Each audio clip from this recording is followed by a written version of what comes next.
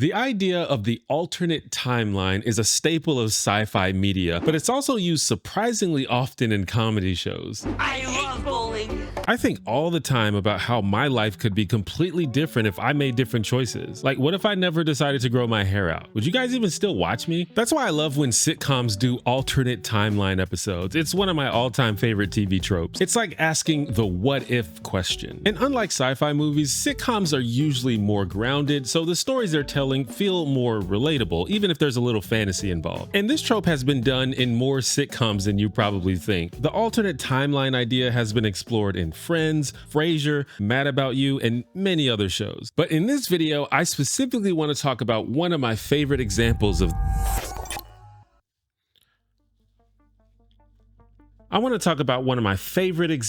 this, which comes from the fantastic show Scrubs, fantastic show Malcolm in the Middle, fantastic show Community. Hi, I'm T1J. Follow me. By the way, did you know that you could buy a T1J t-shirt? It's a great way to support the channel, plus it comes in a lot of different colors. I personally like this one. I think they call it Clay. So Scrubs is a medical sitcom that first aired in 2001. Geez, Scrubs came out 24 years ago? It doesn't even seem like it's that old. Scrubs follows the lives and careers of the employees at the fictional Sacred Heart Hospital, mostly from the point of view of the series protagonist JD, whose thoughts we hear through voiceover narrations throughout each episode. I couldn't help but think two things. First, I do look stunning in these navy scrubs. I mean, come on, who wants a taste? Second, everyone's day begins differently around here. A lot of the comedy on the show comes from JD's active imagination and surreal daydreams that we get to see. Have to learn to play the banjo. Despite being a pretty goofy show, Scrubs is also known for its very heavy and dramatic moments, and honestly, I defy anyone to watch this series from beginning to end without tearing up a whole bunch of times. Like all sitcoms, Scrubs has a number of unique episodes. Like, for example, there's a hilarious musical episode. Welcome to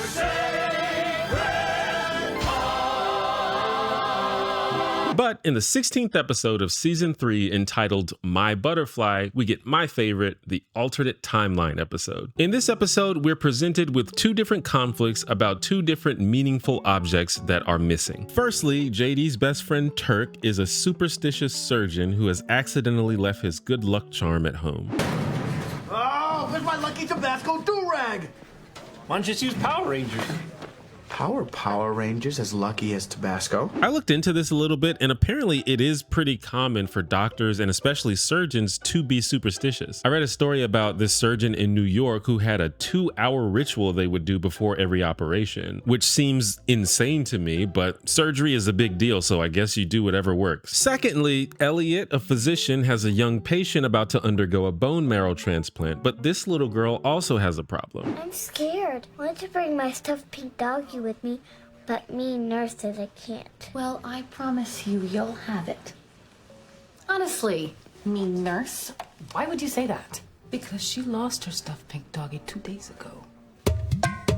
Frick. While hanging out in the reception area before work, JD and Turk watch as a CGI butterfly flutters around the room, and our timeline splits depending on whether the butterfly lands on the chest of the busty girl or the hairy guy. These are two actual doctors in the reception area where the general public is, by the way. They're just asking for a lawsuit. What is wrong with you? And so the chesty woman is chosen first, much to the delight of our horny young doctors. This leads to an interesting and connected sequence of events. A distracted JD accidentally slams into Laverne, a nurse, causing her to spill a bunch of drinks on the floor that the janitor has to clean up, which prevents him from helping Elliot when she asks him. Janitor, could you help me find a little girl's pink stuffed doggy? I would love to, darling, but I'm a little bit busy right now. Later, JD shows up for his shift early while Dr. Cox, his bitter, sarcastic mentor, shows up late. Suddenly I'm getting the most intense headache. Let me see if this relieves the pain. Better? Worse. Better? Worse. I could do this all day. Dr. Kelso, the hospital boss, decides to reward JD with a little more responsibility, which Cox actually thinks is a good idea. You know, Perry, since Dr. Dorian was on time and you were busy in the break room coming up with that hilarious better, worse bit, maybe you should answer to him all day. You know, my head's probably going to melt when I say this, but Kelso's idea wasn't half bad. Letting you run this place for a day would be a great educational experience. And come on, let's face facts.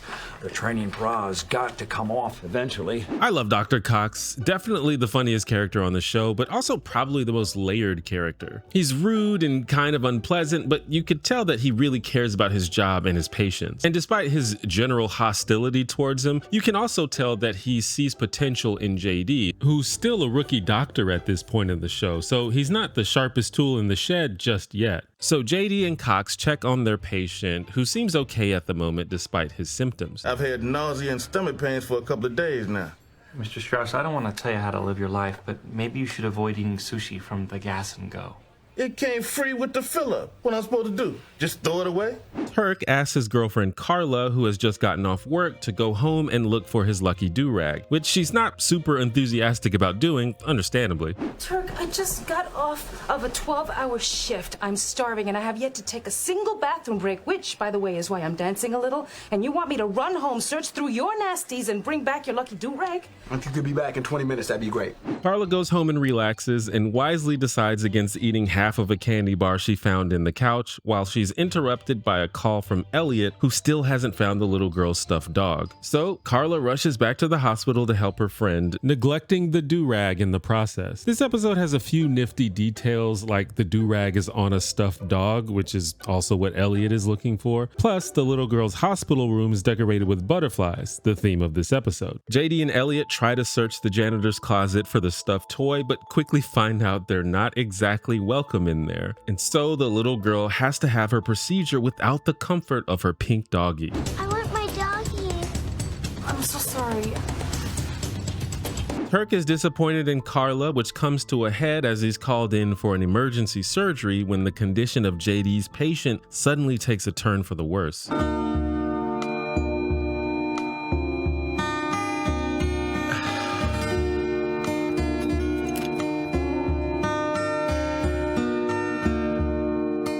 After the failed surgery, Dr. Cox attempts to comfort JD. I mean, honestly, unless your patient was lucky enough to trip and fall into a CAT scan machine, he wasn't going to have a happy ending. Newbie, we didn't have a chance on this one. But JD seems hesitant. I think he wants to believe that if they just made the right choices at the right time, then they would get the outcome that they wanted. And so then we rewind the tape and see what happens if the butterfly lands on the hairy guy instead of the pretty girl. This time, JD sees Laverne coming and no mess is made, so the janitor is actually able to help Elliot. Janitor, could you help me look for little girl's pink stuffed doggie?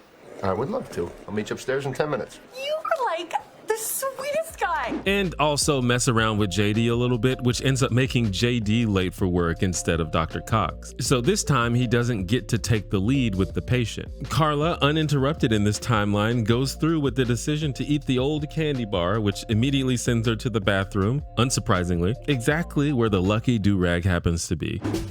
Thanks, Rhodey. Hey, by the way, as soon as we're married, you're out of here. Elliot finds the stuffed dog with the help of the janitor, and without the stress of being in charge, JD comes up with an idea that ends up being a lucky break for his patient. Anyway, I was thinking we should get a CT scan on Mr. Strauss because he might have bowel ischemia. You know what? What the hell? Can't hurt. Let's get on it.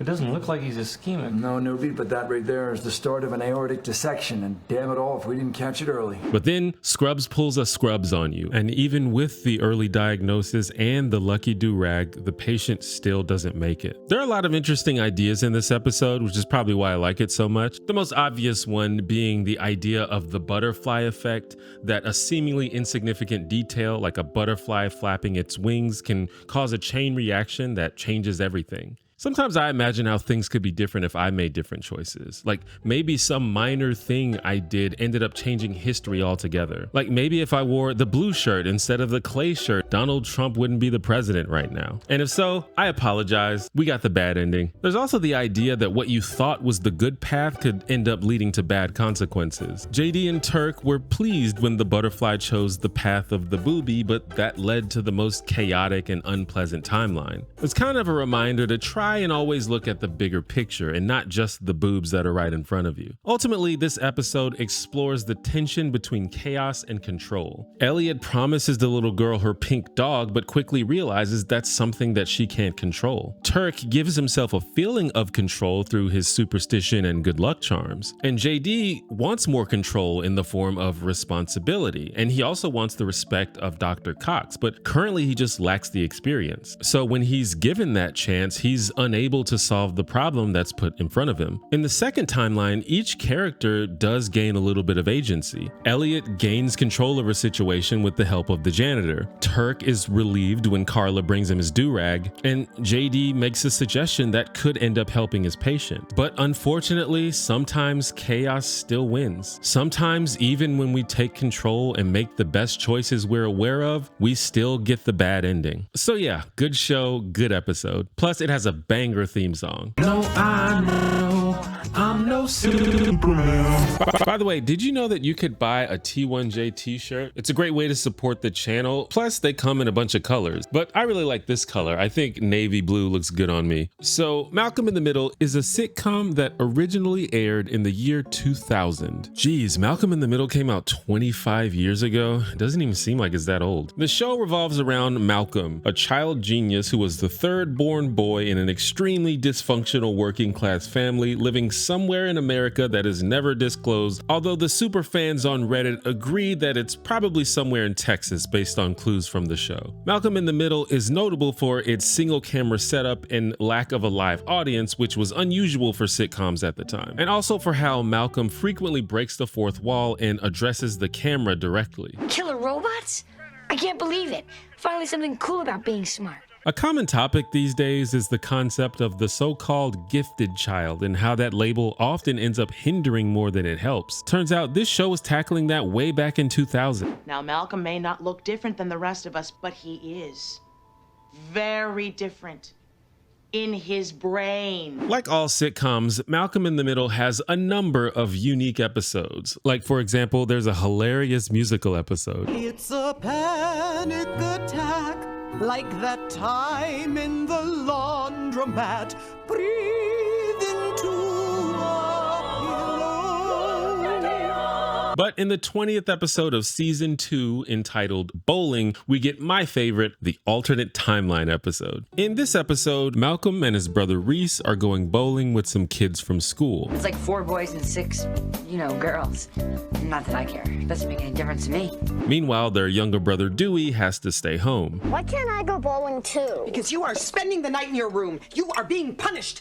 And tomorrow you are going to the store and buying Mrs. McNabb a new parakeet. Knowing these kids, I'm not sure if I want to know what happened to that parakeet. Our timeline splits depending on which parent, Lois or Hal, drives the boys to the bowling alley while the other stays at home with Dewey. The episode cuts back and forth between both timelines, so in order to prevent confusion, I'll call the one where Lois drives the mom timeline and the one where Hal drives the dad timeline. Lois is extremely strict and honestly pretty mean, while Hal is much more easygoing and a little goofy, so each experience is quite different from the other. For example, when Lois arrives at the bowling alley and realizes that there are no adults supervising the kids, she volunteers to chaperone, much to the displeasure of Malcolm and Reese. Where are the parents? Are there no parents here? Mom, please don't. Where are your parents? Who's chaperoning this? Mom, we don't need a chaperone. Okay, it's me. But Hal, on the other hand, wants to be the cool dad, so in his timeline, he leaves the boys to their own devices and goes off to do a little bowling of his own. Oh, can you put me down at the end? See, my kids are here with a bunch of friends and, some girls.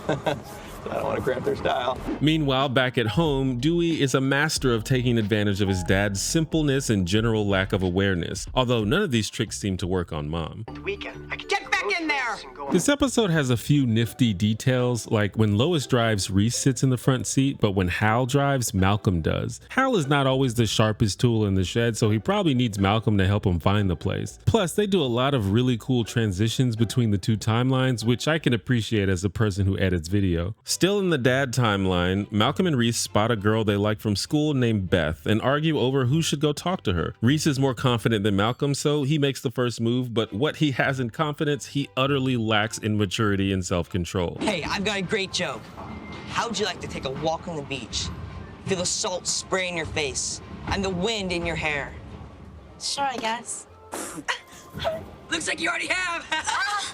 What's the matter with you? You spit on me, you pig! What? Don't you get it? I don't know if it's because I went to black schools when I was a kid, but if you did that to someone when I was growing up, hands are being thrown. While all this is happening, Hal starts to attract a crowd as he gets closer and closer to bowling a perfect game. In the mom timeline, Malcolm and Reese are being closely watched by Lois, so they don't have a lot of time to try to talk to girls, but this at least prevents Reese from being gross. Would you like to take a walk on the beach? Reese, you're up! Malcolm, it turns out, is terrible at bowling. Really, he's just bothered by the frustration of his mom hovering over him. To her credit, Lois is genuinely trying to help and encourage Malcolm, but this just ends up embarrassing him even more. I didn't raise you to stop trying when something is hard. You can do this. You just concentrate on those pins. You throw the ball. You are not giving up until you bowl a strike. You want a strike? I'll give you a strike. Here's your damn strike.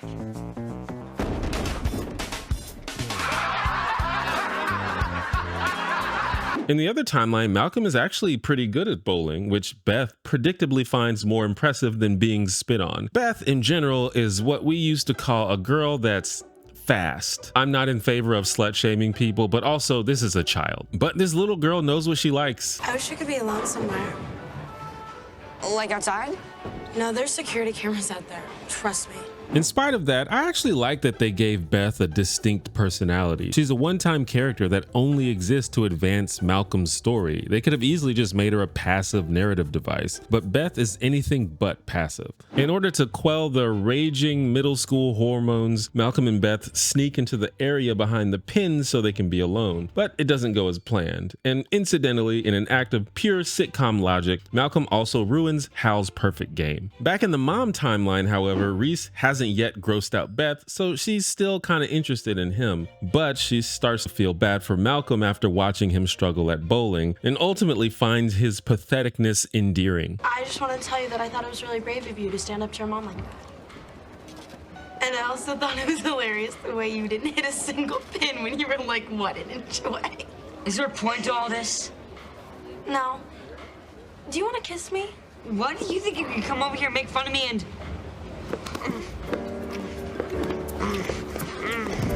So she likes him when he's good at bowling, and she likes him when he's bad at bowling. Good for him, I guess. In the dad timeline, Malcolm has a pretty good day that ends in disaster. But in the mom timeline, he has a terrible day, but ends up getting a kiss at the end. And back at home, Dewey, being left with Hal, gets to order pizza and watch TV while his sweet, simple dad sleeps. And even in the other timeline, Lois, unsure if she's being outsmarted, technically ends up letting Dewey stay up and watch TV as well. Okay, I tell you what we're gonna do. You are gonna watch television, but it is gonna be something you're not going to enjoy. C-SPAN. That ought to do it. Okay, who just won? As far as I'm concerned, this is Dewey's world and we're all just living in it. There are a lot of interesting ideas in this episode, which is probably why I like it so much. The most obvious one being the idea of the butterfly effect, that a seemingly insignificant detail like who drives you to a party can cause a chain reaction that changes everything. Sometimes I imagine how things could be different if I made different choices. Like maybe some minor thing I did ended up changing history altogether. Like maybe if I wore the orange shirt instead of the blue shirt, Kamala Harris wouldn't be the president right now. And if so, you're welcome. You got the good ending. Lois and Hal were definitely not going to win any parenting awards, but Malcolm in the Middle often highlighted the differences in their parenting styles. And this was one of the only times we saw the difference in how they would react in the exact same situation. Hal being more carefree and lenient gives the boys more freedom, which they appreciate, but it ultimately results in chaos and irresponsible behavior. Lois, on the other hand, is strict and controlling, which causes tension and embarrassment, but ultimately keeps everyone in line and prevents any major trouble. When I was a kid watching this show, I kind of hated Lois. I thought she was so mean and unlikable, but now she's probably my favorite character on the show. I think she's the most layered character. She's tough and smart, but she's also clearly exhausted and stressed out, as a lot of working class people are. She knows that if she doesn't take charge, her household's gonna be even more chaotic than it already is. She's definitely not perfect, but she suffers no fools and she takes no shit from anyone. one, which I fully respect. I'm not a parent, but I'm guessing the best strategy is somewhere in the spectrum between those two styles. Ultimately, this episode explores the tension between chaos and control. Lois tries to micromanage Malcolm, but ends up embarrassing him in front of everybody. And despite her best efforts, she also fails to prevent the teenage hanky-panky she was so afraid of. And even with Hal, he comes up with what he thinks is the perfect ritual that's about to result in a flawless bowling game. But the forces of chaos rain on his parade, which ironically was the result of a chain reaction started by his decision to leave Malcolm and Reese on their own. So yeah, good show, good episode. Plus, it has a banger theme song. You're not the boss of me now, and you're not so good. By the way, did you know that you could buy a T1J t-shirt? It's a great way to support the channel. Plus, it comes in a bunch of colors. I really like this color. I think it's called charcoal, but it's basically just black. So Community is a sitcom that premiered in 2009. Jeez, Community came out 16 years ago? It doesn't even seem like it's that old. Community centers around the antics of a group of friends who form a study group at the fictional Greendale Community College. In the beginning, you could argue that this guy Jeff is the main character and quote-unquote leader of the group, but as the show goes on, we experience the points of view of all of the main characters. Community is a very meta, self-aware show, and most episodes either make fun of or pay homage to well-known TV and movie cliches. They especially lampoon all kinds of sitcom tropes. Like, for example, there's a hilarious musical episode. Cause I am Jehovah's most secret witness, so I might have to dedicate my life to Christmas and act just like I love it till the day I die.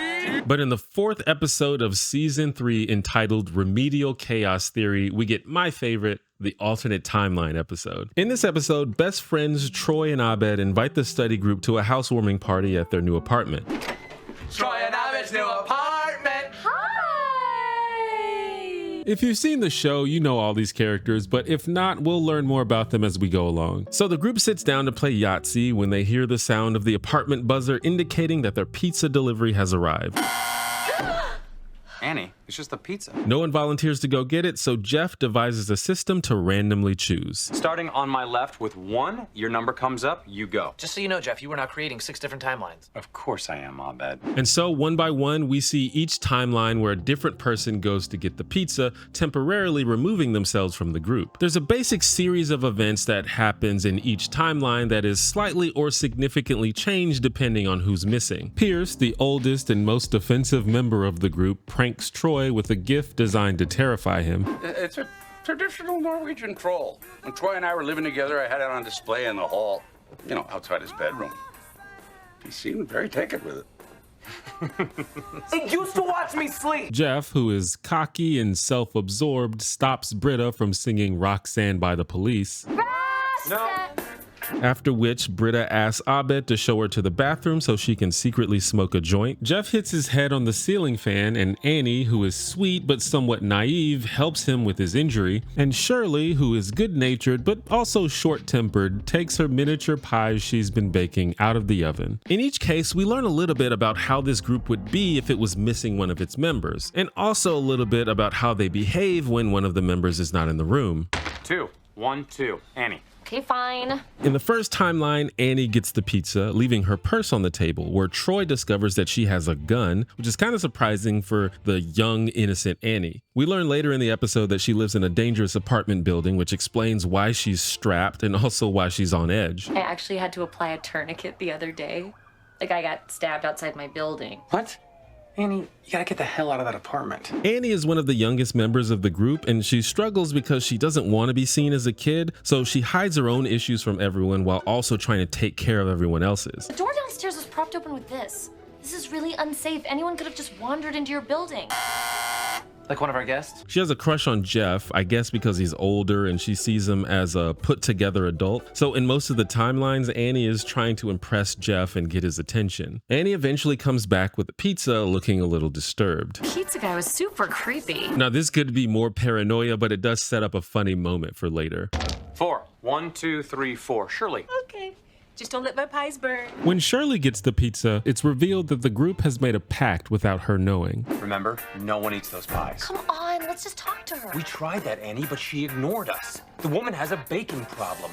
Now, I don't like being the bad guy any more than anybody else. No. And by made a pact, I mean Jeff has convinced everyone to not eat the pies because I guess he finds her overly nurturing behavior annoying and wants to encourage her to stop doing it. Also, nobody gets the pies out of the oven while Shirley's gone, causing them to burn. Unlike the rest of the group, Shirley is married with children and has traditional Christian values, and so she often has trouble relating to everyone. Excuse me for being the only married woman in a group full of horny toads who sit around all night just making googly eyes at each other. I think she figures that being sort of the mother hen of the group could be her contribution, but when she's gone, we see how little she is understood or appreciated. And this all frustrates her so much that she actually leaves the party. I wonder if in this timeline, Shirley left the group for good. In the real continuity of the show, Shirley eventually learns that she has more in common with these people than she thinks, but in this moment, it really seems like she feels like the odd person out. 3. 1, 2, 3. Pierce. Crap. Since Pierce gets the pizza in this timeline, he doesn't get a chance to terrify Troy with his prank gift. Shirley gets her pies and Abed shows Britta to the bathroom, leaving Jeff, Troy, and Annie at the table. And Annie pays Troy a compliment. I love your place, Troy. You're all grown up now. Yeah, I can't believe those are real mahogany bunk beds in there. I bet that cost you a few allowances. Troy is often simple and childlike. Okay.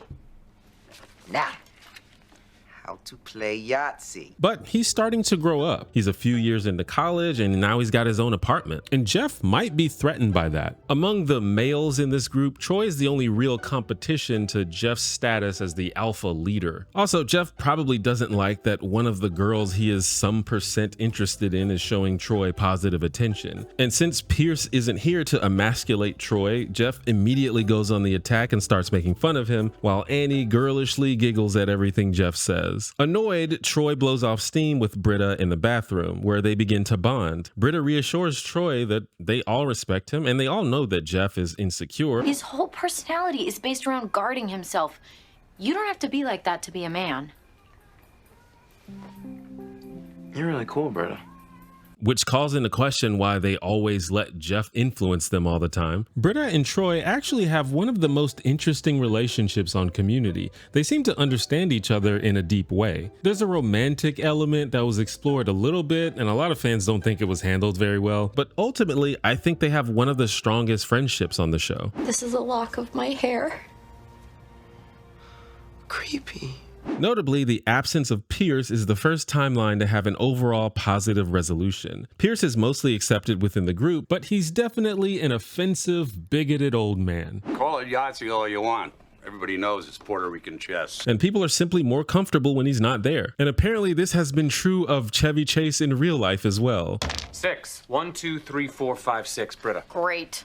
Next, Britta gets the pizza, preventing her from putting the music on, and so the group kind of awkwardly waits in silence for her to come back. I feel like this kind of implies that Britta's unpredictable chaos is a source for a lot of the excitement that this group sees, and that things would be a lot more boring without her. Britta is probably my favorite character on the show. I think she's the most layered character. She's awkward and impulsive. She tries to be kind and virtuous, but her self-righteousness and insecurity are always getting in the way, which is exactly how I was in my early 20s. Fine, I cared. I'm a girly girl. I like boys, and I don't like it when they're mean to me, and I don't like it when they stop kissing me and start kissing my friends. I'm not that cool. I'm not Juno, okay, home slice? Jeff gets a little closer to making his move on Annie in this timeline, but they're interrupted by Troy's screams due to Pierce's gift. And here we learn the reason that Pierce has decided to terrorize Troy, who used to live with him before moving in with Abed. What's going on in here? Pierce is terrorizing Troy because he's jealous we moved in together. You're the one who's jealous. Why would I be jealous? Because you're lonely and crazy.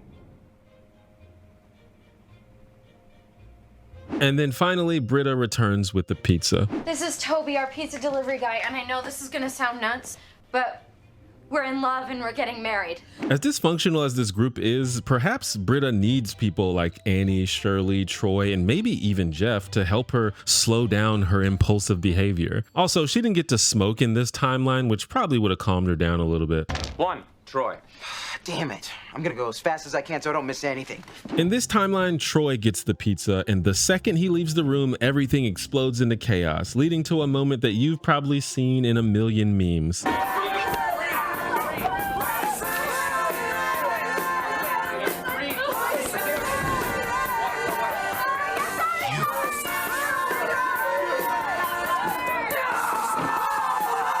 The interpretation for this one is simple. Troy is the heart of this group. He's not always the sharpest tool in the shed, but he's the most pure, the most noble, and the most willing to sacrifice himself for his friends. And incidentally, unlike the negative outcomes in other timelines, this chaos is not caused by anyone's choices. It is a pure, random act of the universe. Troy is the cosmic glue that holds this group of idiots together. And I'd say that's kind of true of the show itself, and that Community just wasn't the same after Donald Glover left in season 5. Still a good show though. 5. 1, 2, 3, 4, 5. Abed, I'm on it. When Abed gets the pizza, he interestingly is the only person to ask everyone to chip in, which isn't because he's cheap or anything, he just lacks common social inhibitions. It's pretty much soft confirmed that he's somewhere on the spectrum, which may contribute to the fact that he's unbothered by the awkwardness of asking people for money. There are a few nifty details in this episode, like how Troy acts differently depending on whether Abed is watching or not. In most timelines, Abed shows Britta to the bathroom and Troy doesn't react, but in the one timeline where Abed gets the pizza, Troy actually checks out Britta as she walks to the bathroom alone. Troy's devotion to Abed is actually a big reason why that romance with Britta that I mentioned doesn't end up working out. Also, the apartment number 303 was supposed to refer to season 3, episode 3, but because of delays, this became episode 4 instead, which is referenced in the opening dialogue. Didn't they say 304? No, 303. I wrote it down twice. Everything seems fine in this timeline at first, and in fact it looks like everyone is having positive moments. Britta finishes her joint before the pizza gets there, so she satisfies her munchies with the miniature pies, much to Shirley's delight. Troy has a heartfelt moment with Pierce, which makes him feel guilty about his upcoming prank. Happy housewarming. Oh, cool. Thanks, Pierce. Hey, while we're alone, I just want to say thanks for letting me live with you. Yeah, I don't think you should open. No, what? What are you talking about? And Jeff actually makes it to first base with Annie this time. But as the scenes develop, things start to go south. Britta accidentally reveals the cruel pact they all made. I was not supposed to eat your stuff. We all made an agreement. Crap. I was not supposed to say that out loud. Crap. Okay, cards on the table. I'm really high right now.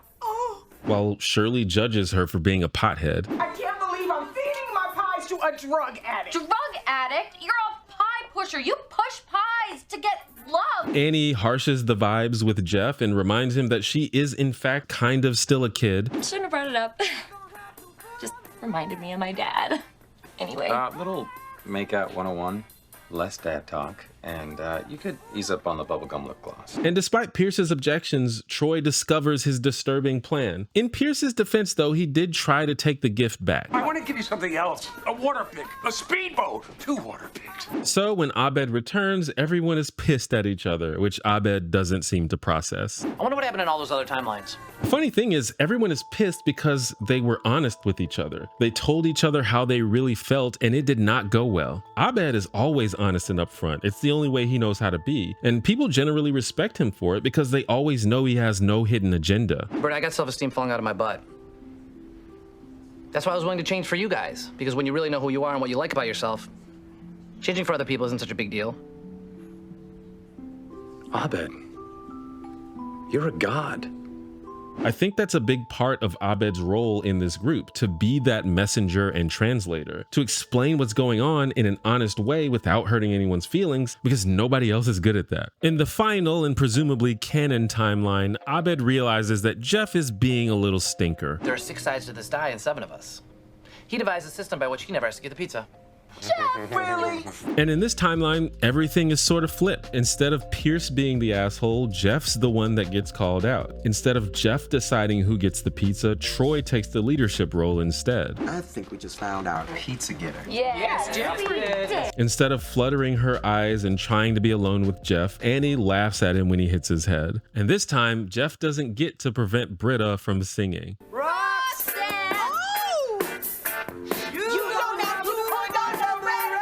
Fun fact, part of the reason this episode is so self-contained is because they blew the entire budget on the rights to this song. In this timeline, no one finds out that Annie has a gun, but she finds a solution to her problem anyway. I really love your place. You should move here. Pierce throws away his cruel gift, and everyone jams out to the police as Jeff returns with the pizza. Again, this one is pretty self-explanatory. Jeff is a detriment to this group. His negativity and manipulation reduces everyone's happiness. So when he's gone, the group is free to express themselves and have fun. In every timeline, and even in most episodes up to this point, the group kind of looked up to Jeff as their leader who solved all their problems. Jeff, what are we gonna do about this? I'm gonna get a drink. Jeff, what are you gonna do about this? I'm gonna get a drink. I think this episode is an important part of Jeff's arc. It's basically the universe confirming that Jeff is actually the villain and that he's gonna have to change if he doesn't want to lose his friends. This episode has a lot of interesting ideas, which is probably why I like it so much. The most obvious one being the idea of the butterfly effect, that a seemingly insignificant detail like who goes to pick up the pizza can cause a chain reaction that changes everything. Sometimes I imagine how things could be different if I made different choices. Maybe some minor thing I did changed history altogether. Like maybe if I wore the blue shirt instead of the black shirt, Flavor Flav wouldn't be the president right now. And if so, I don't know what to tell you. We got the weird ending. The alternate timeline is an often used TV trope, but usually it's just a gimmick. On Community though, they use this premise to give the audience even more insight into the characters. We learn more about how they feel about each other, how they depend on each other, and the motivations behind some of their actions. Ultimately, this episode explores the tension between chaos and control, especially when it comes to Jeff. Jeff tries to control the situation by rigging the dice roll, and in almost every timeline this works out for him. However, removing Troy from the group was something the universe simply could not abide. And the canon timeline, which also happens to be the best one, is the timeline where Jeff has no control. The episode simultaneously argues that sometimes chaos comes no matter how much you try to control things, but also that sometimes willingly letting go of that control is what will lead to the best outcome. Chaos already dominates enough of our lives. The universe is an endless, raging sea of randomness. Our job isn't to fight it, but to weather it together. So yeah, good show, good episode. Also, it has a banger theme song. I can't count the reasons I should stay.